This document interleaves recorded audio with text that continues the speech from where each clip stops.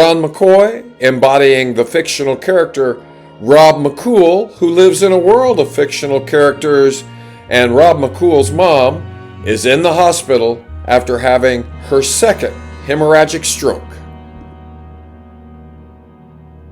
In the emergency room cubicle to which Rob McCool's mom has been taken, Rob and his sister notice how tranquil their mom seems.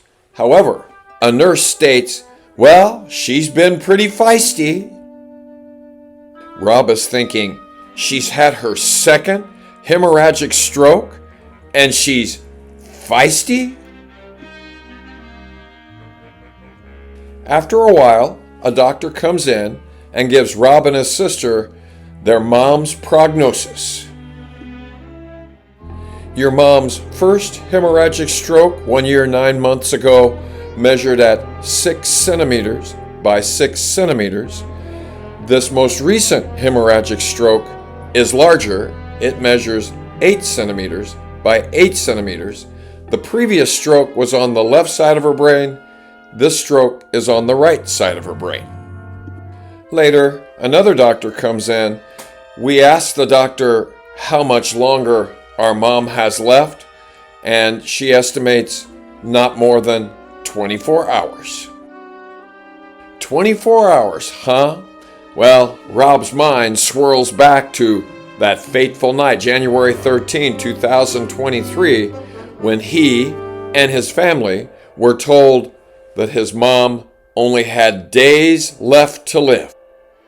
Most adults, especially adults of a certain vintage, have at one time or another had to go back to work after a dire health crisis with a member of his or her family. And returning to work is always hard because your mind is not really on your work as much as it needs to be.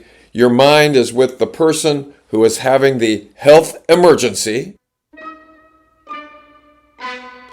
Returning to his classroom after that 3-day weekend, after his mom had experienced the stroke on that Friday, the 13th of January, was a truly grim experience for Rob.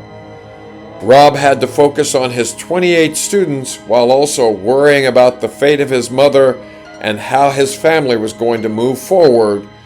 You've been through it too, I would imagine.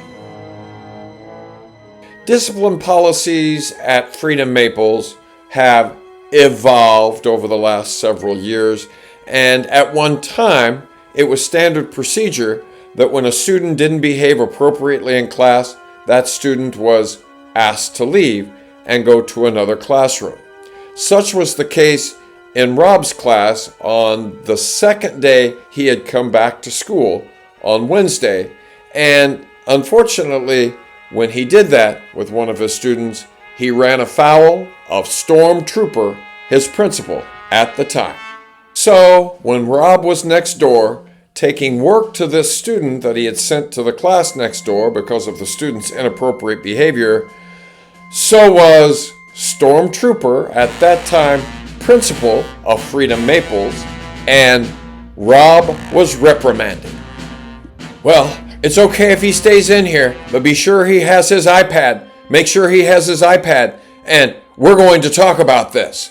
Stormtrooper, can we meet about this out in the hall? I would like to talk to you about why this student is in this classroom. Can't discuss it now. I can't discuss it now. An image pops into Rob's mind of himself and his future.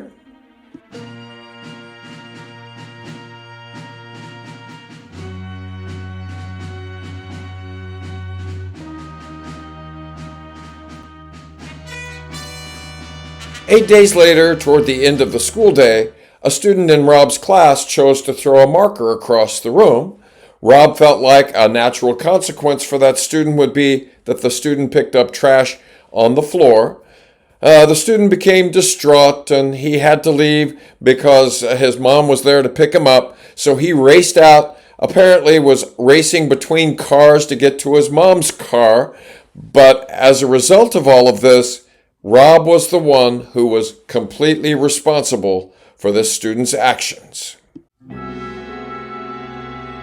The next morning, Stormtrooper, principal, Judy Hickenlooper, assistant principal, and Luna Munson, the counselor, convened in the conference room to discuss what had happened with the student that Rob had had pick up trash after tossing the marker across the room. They summoned one of Rob's students to come down to talk about what the incident involved. Court is now in session.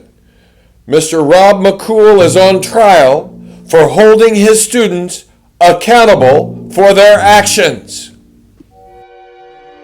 Rob escorted this student witness to the office where Stormtrooper announced to Rob in front of everyone, "Mr. McCool, it is not appropriate for you to be here. You need to leave now." Rob did indeed return to his classroom where he pasted on a fake smile and attempted to keep business as usual continuing in his classroom. Later in the day, he ran across Judy Hickenlooper in the hall and had the audacity to ask her a question. You may recall that Judy Hickenlooper, now principal of Freedom Maples, was assistant principal at the time. Nevertheless, Judy Hickenlooper has always been the proper administrator. She would never lend credence to anything Rob McCool, a mere underling, had to say about any situation. And Rob was hoping to get some information from Judy Hickenlooper about what was happening in the office with regard to the student who flung the marker across the room. So, Judy, what's going on with regard to the situation involving the marker throwing? What's happening in the office right now? I'm getting really concerned.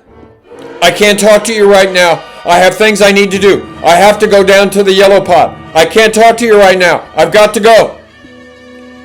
Rob is thinking, I have gone to the fiery pits of HELL.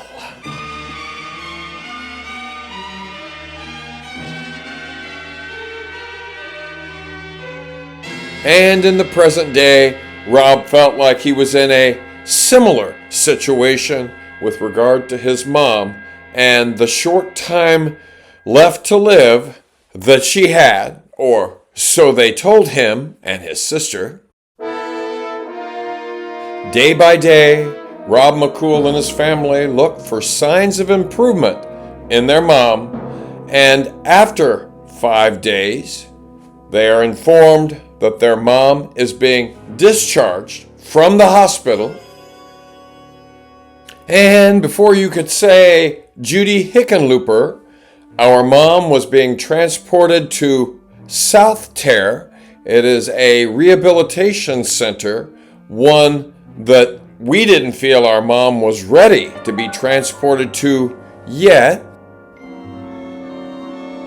And on a dark and rainy Wednesday, January 18, Rob and his sister, Sally Growl, are on hand as their mom is being transported from the hospital to her place of rehabilitation, and neither Rob nor his sister think that their mom has achieved the level of independence required in this new phase of her recovery. Much worry swirls through their minds. How will Rob McCool's mom survive the night, let alone this new chapter in her life? To find out the answer to that burning question, be sure to tune in the next edition of Rob McCool's Guide to Freedom. And Rob is informed that there's been a parent complaint coming his way, one Rob suspects is fueled by his administrators. To find out what happens to Rob McCool next, be sure to tune in our next thrilling edition.